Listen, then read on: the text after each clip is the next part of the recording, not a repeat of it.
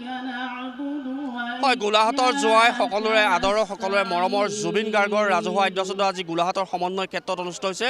গোলাঘাট কেন্দ্ৰীয় ৰঙালী বিহু সন্মিলনৰ উদ্যোগত পৰিৱেশটো কামচন জয়ন্ত ফুকনে দেখুৱাব। ইতিমধ্যে আমি দেখুৱাইছে গোলাঘাটৰ জোৱাই আৰু সকলোৰে মৰমৰ যি শিল্পী আছিল জুবিন গাৰ্গ, আৰু জুবিন গাৰ্গৰ আদ্যশ্ৰাদ্ধ আৰু শ্ৰদ্ধাঞ্জলি অনুষ্ঠান আজি গোলাঘাটৰ সমন্বয় খেলপথাৰত এইদৰে ৰাজহুৱাভাৱে পতা হৈছে। আৰু ইয়াত আমি দেখুৱাইছোঁ ইতিমধ্যে সৰ্বধৰ্মীয় প্ৰাৰ্থনা আৰম্ভ হৈছে। তাৰ সমান্তৰালভাৱে শ্ৰদ্ধাঞ্জলি বিভিন্ন জাতি জনগোষ্ঠী বা লোকে ইয়াত শ্ৰদ্ধাঞ্জলি জ্ঞাপন কৰিছে মৰমৰ শিল্পীগৰাকীৰ প্ৰতি। এয়া পৰিৱেশ দেখুৱাইছোঁ, যিসকল মহাবিদ্যালয়ৰ ছাত্ৰ ছাত্ৰীসকলে ইতিমধ্যে তেওঁলোকে শ্ৰদ্ধাঞ্জলি জ্ঞাপন কৰিবলৈ আগবাঢ়িছে। আমি দেখুৱাইছোঁ যে গোলাঘাটৰ জোৱাই, বিশেষকৈ গোলাঘাট আহিলে আচলতে জুবিন গাৰ্গে যথেষ্ট সময় অতিবাহিত কৰিছিল, আৰু এই কেন্দ্ৰীয় ৰঙালী বিহু সন্মিলনে আচলতে বহুবাৰ জুবিন গাৰ্গৰ গীতৰ শৰাই ইয়াতে কৰিছিল। ইতিমধ্যে সকলো লোকেই ইয়াত আমি দেখিছোঁ যে শ্ৰদ্ধাঞ্জলি জ্ঞাপন কৰা পৰিলক্ষিত হৈছে। বিভিন্নজন আছে আমি দেখুৱাইছোঁ। তাৰ সমান্তৰালভাৱে জুবিন গাৰ্গৰ এয়া প্ৰতিচ্ছবিত সকলোৱে মাল্যৰ্পণ কৰাৰ লগতে এপাহি পুষ্পৰে তেওঁলোকে শ্ৰদ্ধাঞ্জলি জ্ঞাপন কৰিছে। তাৰ সমান্তৰালভাৱে বিভিন্ন ক্ষেত্ৰৰ লোক ইয়াত উপস্থিত হৈছে। আমি কথা পাতিবলৈ যত্ন কৰিম। তাৰ সমান্তৰালভাৱে পৰিৱেশটো দেখুৱাইছোঁ। কেইবাটাও আজি অনুষ্ঠান আছে, আৰু মায়াবিনী যি শীৰ্ষক গীত 4টা বজাত আচলতে মায়াবিনী শীৰ্ষক গীত ইয়াত পৰিৱেশন কৰা হ'ব। ইতিমধ্যে আমি পৰিৱেশটো দেখুৱাইছোঁ। তাৰ সমান্তৰালভাৱে বিভিন্নজন আছে, আমি কথা পাতিবলৈ যত্ন কৰিম। জ্যেষ্ঠ সাংবাদিক দিগন্ত কুমাৰ ভূঞা আছে। যিহেতু আজি গোলাঘাটৰ জোৱাই জুবিন গাৰ্গৰ স্ত্ৰী শ্ৰদ্ধাঞ্জলি আৰু ৰাজহুৱা আদ্যশ্ৰাদ্ধ, কি ক'ব? হয়, এটা কথা আমি ক'ব লাগিব যে গোলাঘাটৰ লগত এটা খুব নিবিড় সম্পৰ্ক আছিল জুবিন গাৰ্গৰ, মহানায়ক জুবিন গাৰ্গৰ। আৰু জুবিন গাৰ্গে জীৱিত কালত গোলাঘাটত আমি দেখিছোঁ যে গোলাঘাট কেন্দ্ৰীয় ৰঙালী বিহুৰ 6টাকৈ বৰ্ষত তেখেতে ইয়াত গীত পৰিৱেশন কৰিছিলে। আৰু প্ৰকৃতাৰ্থতে জুবিন গাৰ্গ আছিলে গোলাঘাটবাসী ৰাইজৰ হিয়াৰ আমঠু। আৰু এটা কথা একে সময়তে ক'ব লাগিব যে জুবিন গাৰ্গ আজি কেৱল শিল্পীয়ে হৈ থকা নাই, অসমৰ জাতীয় জীৱনৰ সংহতি আৰু সমন্বয়ৰ প্ৰতীক হিচাপে ইতিমধ্যে জুবিন গাৰ্গ তেখেত আজি সকলোৰে মাজত এনেদৰে শ্ৰদ্ধাশীল হৈ পৰিছে। আমি সকলোৱে শ্ৰদ্ধাঞ্জলি জনাইছোঁ। আৰু জাতি ধৰ্ম বৰ্ণ সম্প্ৰদায় সকলো নিৰ্বিশেষে জুবিন গাৰ্গে আচলতে এই সংহতিটো আমাক দি থৈ গ'ল, সমন্বয়টো দি থৈ গ'ল। তাক আজি এই বিশাল সমাৱেশে আচলতে এইটো প্ৰতিপন্ন কৰিছে। কেন্দ্ৰীয় ৰঙালী বিহু সন্মিলনৰ সম্পাদকগৰাকী আছে, যিহেতু ৰাজহুৱা আদ্যশ্ৰাদ্ধও শ্ৰদ্ধাঞ্জলি। বিশেষকৈ ক'ব লাগিব যে গোলাঘাটৰ জোৱাই হিচাপে বিশেষ সমাদৰ লাভ কৰিছিলে জুবিন গাৰ্গে, আৰু কেন্দ্ৰীয় ৰঙালী বিহু সন্মিলনৰ বহুবাৰ আচলতে এই মঞ্চতে গীত পৰিৱেশন কৰিছিলে জুবিন গাৰ্গে। হয়, মানে আজি আমি 5 মাহৰ আগত জুবিনদাৰ সংগীতানুষ্ঠানৰ বাবে আয়োজন কৰি আছিলোঁ, আৰু 5 মাহৰ পিছত আমি আদ্যশ্ৰদ্ধাৰ বাবে আমি আয়োজন কৰিছোঁ। কিমান এটা দুখৰ কথা। গতিকে আমাৰ গোলাঘাটৰ জোৱাই আপোন শিল্পী, তেখেতৰ মৃত্যু হৈছে বুলি আমি কেতিয়াও নলওঁ বা মানি লোৱা নাই। তেখেত আমাৰ মাজত জীয়াই আছে সদায়, ভগৱানৰ কেতিয়াও মৃত্যু নহয়।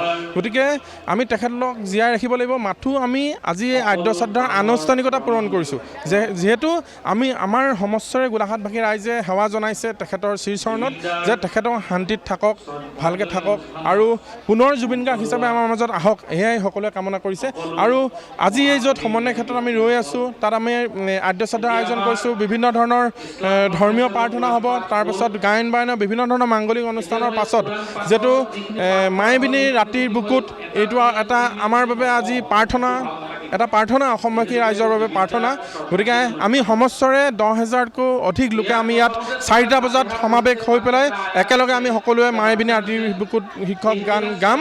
আৰু যিখন আজি সমন্বয় ক্ষেত্ৰ, গোলাঘাট সমন্বয় ক্ষেত্ৰ, সেই সমন্বয় ক্ষেত্ৰখন আজিৰ পৰা আমি জুবিন গাৰ্গ সমন্বয় ক্ষেত্ৰ হিচাপে আমি নামাকৰণ কৰিছোঁ। জিলা প্ৰশাসনে অতি শীঘ্ৰে ইয়াত নাম ফলক লগাব, জুবিন গাৰ্গ সমন্বয় ক্ষেত্ৰক বুলি তেখেতলোকে আমাক আশ্বাস প্ৰদান কৰিছে। আমি আৰু আমাৰ গোলাঘাটৰ যি বিধায়ক অজন্তা বাইদেউকো আমি এই আপোনালোকৰ মাধ্যমৰ জৰিয়তে আমি অনুৰোধ জনাইছোঁ যে অতি সোনকালে যাতে এইখন জুবিন গাৰ্গ সমন্বয় ক্ষেত্ৰ হিচাপে নামাকৰণ কৰি দিয়ে আমাক। গোলাঘাট সমন্বয় ক্ষেত্ৰ জুবিন গাৰ্গ সমন্বয় ক্ষেত্ৰ হিচাপে পৰিচয় হ'ব। বিভিন্নজন আহিছে জুবিন দা, বিশেষকৈ গোলাঘাটৰ জোৱাই হিচাপে বিশেষ খ্যাতি লাভ কৰিছিল জুবিন গাৰ্গে। জুবিন দাবিহীন গোলাঘাট সমন্বয় ক্ষেত্ৰ এটা বৰ কঠিন বাস্তৱ। যিটো কথা মনলৈ ভাৱ আহিলে এটা উকা ভাৱ এটা আহে। এইজন মহান মহিয়সী, পুণ্যাত্মা, গণশিল্পী আমাৰ মাজৰ পৰা এনেকৈ হেৰাই যাব বুলি কেতিয়াও ভবা নাছিলোঁ। কঠিন বাস্তৱক স্বীকাৰ কৰি আজি আমি এই সমন্বয় ক্ষেত্ৰত গোলাঘাট কেন্দ্ৰীয় ৰঙালী বিহু সন্মিলন বিভিন্ন দল সংগঠন সকলো ওলাই আহি তেওঁক শ্ৰদ্ধা যাচিছোঁ। আৰু জুবিন দাৰ লগত আমাৰ এটা আত্মিক সম্পৰ্ক আছিল। যোৱা দিনবিলাকত অনুষ্ঠান পৰিৱেশন কৰিবলৈ আহোঁতে হওক বা বিভিন্ন চিনেমাৰ প্ৰমোচনৰ কামতে হওক, আহিয়ে প্ৰথমে চিধা পোনচাতে ফোনটো আহিছিল যে ক'ত আছ, কি কৰি আছ, বাকীখিনি ব্যৱস্থাপনা সকলোখিনি সমস্ত দায়িত্ব দিছিলে, ইমান অগাধ বিশ্বাস আছিলে। লগে লগে জুবিনদাৰ যিগৰাকী সহধৰ্মিণী গৰিমা শইকীয়া বাক, আমাৰ বাল্য বন্ধু, গতিকে ভগৱানৰ ওচৰত প্ৰাৰ্থনা জনাইছোঁ গৰিমাক ভগৱানে সাহস দিয়ক, জুবিনদাৰ আধৰুৱা কামখিনি সম্পূৰ্ণ কৰিব লগা আছে। গতিকে গোলাঘটীয়া হিচাপে আমি তেওঁক সহযোগিতা আগবঢ়াব লাগিব। আৰু লগতে এটা কথা কৈছোঁ, যি অৱহেলাৰ বাবে, যাৰ অৱহেলাৰ বাবে জুবিনদা এই পৰ্যায়লৈ গুচি যাবলগীয়া হ'ল, তাৰ তদন্ত হ'ব লাগিব। ইতিমধ্যে তদন্ত চলি আছে, কেইবাটাও উচ্চস্তৰীয় সংস্থাই তদন্ত কৰি আছে। চৰকাৰৰ ওপৰত আমাৰ আস্থা আৰু বিশ্বাস আছে। গতিকে যাৰ অৱহেলাৰ বাবে, যিখিনি কৰ্মৰ বাবে, যাৰ অৱহেলা আৰু তেওঁৰ প্ৰতি থকা অৱজ্ঞাৰ বাবে জুবিনদা এই পৰ্যায়লৈ গুচি গ'ল, নিতান্তই শাস্তি পাব লাগিব। বিভিন্নজন আমি যাবলৈ চেষ্টা আমি সকলোৱে আছোঁ আৰু এই মুহূৰ্তত আমি এটা কথাই ক'ম, জুবিনদা সঁচাকৈ ভগৱানৰ এক অংশ আছিলে বুলি আমি ক'ব লাগিব। আৰু সমগ্ৰ অসমতে নহয়, সমগ্ৰ ভাৰতবৰ্ষত, ৱৰ্ল্ডত যিহেতু আজি জুবিন গাৰ্গে আমাৰ অসমখনক জিলিকাই থৈ গ'ল, ঠিক তেনেধৰণে জুবিন গাৰ্গ ডাঙৰীয়া সকলোৰে মাজত জিলিকি থাকিব। আমি যেনেধৰণে অসম চৰকাৰে এতিয়া তেখেতৰ ন্যায়ৰ কাৰণে যুঁজি আছে, আমি সকলোৱে জুবিনদাৰ ন্যায় পোৱাটো আমি বিচাৰিছোঁ, কামনা কৰিছোঁ। মই পৰিৱেশটো দেখুৱাইছোঁ, পুনৰবাৰ জয়ন্ত ফুকনে দেখুৱাব যে ইয়াৰ যি সৰ্বধৰ্মীয় প্ৰাৰ্থনা ইতিমধ্যে আৰম্ভ হৈছে। তাৰ সমান্তৰালভাৱে গায়ন বায়ন ইয়াত আৰম্ভ হ'ব। তাৰ পিছতে আচলতে তেওঁলোকে জনাইছে যে গোলাঘাট সমন্বয় যি ক্ষেত্ৰ, সেই ক্ষেত্ৰ জুবিন ক্ষেত্ৰ হিচাপে নামাকৰণ কৰিছে। বিভিন্ন দল, সংগঠন, জাতি জনগোষ্ঠী সকলোৱে আচলতে আজি এই আদ্য চাদত অহা পৰিলক্ষিত হৈছে। পৰিৱেশটো পুনৰবাৰ দেখুৱাইছোঁ। ইতিমধ্যে আমি কৈছোঁৱেই যে বিভিন্ন দল, সংগঠন, জাতি জনগোষ্ঠীৰ একত্ৰিত হৈছে ইয়াত। আজি গোলাঘাটৰ জোঁৱাই জুবিন গাৰ্গ, গোলাঘাটৰ যিহেতু জোঁৱাই, এইখন মঞ্চতে আচলতে জুবিন গাৰ্গে কেইবাবাৰো আচলতে গীত পৰিৱেশন কৰিছিল। এইখন মঞ্চতে তেওঁ কেইবাবাৰো গীত পৰিৱেশন কৰিছিল, যাৰ বাবে এইখন মঞ্চ অতি আপোন আছিল শিল্পীগৰাকীৰ প্ৰতি, যাৰ বাবে আচলতে তেওঁৰ মৃত্যু কোনো সহজভাৱে মানি ল'ব পৰা নাই। আৰু ইতিমধ্যে আমি পৰিৱেশটো দেখুৱাইছোঁ। তাৰ সমান্তৰালভাৱে ইয়াৰ যি জুবিন গাৰ্গৰ আদ্য শ্ৰাদ্ধ ইতিমধ্যে আৰম্ভ হৈছে। আৰু তাৰ সমান্তৰালভাৱে সৰ্বধৰ্মীয় প্ৰাৰ্থনা আমি বিভিন্নজন আছে, কথা পাতিবলৈ যত্ন কৰিম। পৰিৱেশটো সমান্তৰালভাৱে দেখুৱাই আছোঁ। যিহেতু বিভিন্নগৰাকী আহিছে, বিভিন্ন লোক আহিছে, বিভিন্ন দল, সংগঠন, জাতি জনগোষ্ঠী সকলো আহি পেলাই তেওঁ যি জুবিন গাৰ্গৰ শ্ৰদ্ধাঞ্জলি জনাইছে, তাৰ আদ্য শ্ৰাদ্ধত অংশগ্ৰহণ কৰিছে। এয়া পোনপটীয়াকৈ দেখুৱাইছোঁ। সৰ্বধৰ্মীয় যি প্ৰাৰ্থনা, বিভিন্ন জাতি জনগোষ্ঠীৰ একাকাৰ হৈ পেলাই জুবিন গাৰ্গৰ প্ৰতি আচলতে শ্ৰদ্ধাঞ্জলি জ্ঞাপন কৰিছে।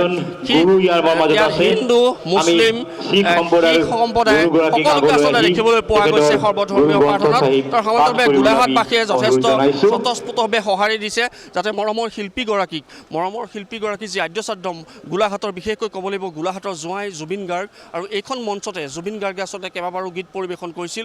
এইখন মঞ্চতে আচলতে উঠি পেলাই জুবিন গাৰ্গে বিভিন্ন ধৰণৰ গীত পৰিৱেশন কৰি দৰ্শকৰ সঁহাৰি লাভ কৰিবলৈ সক্ষম হৈছিল। সেইগৰাকী মৰমৰ শিল্পীৰ কিন্তু আজি আদ্য শ্ৰাদ্ধ এইখন মঞ্চতে পাতিবলগীয়া হৈছে, যাৰ বাবে সকলোৱে এক প্ৰকাৰ দুখ কৰা পৰিলক্ষিত হৈছে।